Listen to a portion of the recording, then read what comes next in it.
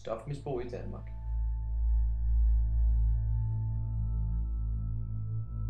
Der er 27.000 misbrugere i Danmark. 175 af dem dør årligt, og 4.000 af dem bliver indlagt med psykiske sygdomme. Tag en pille eller en streg og bliv glad.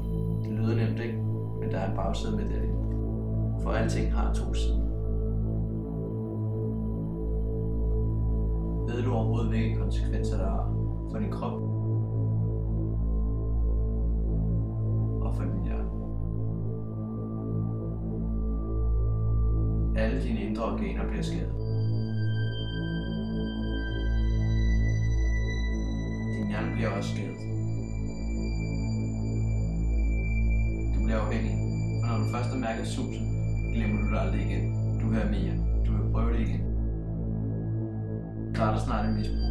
Du skal have mere og mere end stof, indtil det går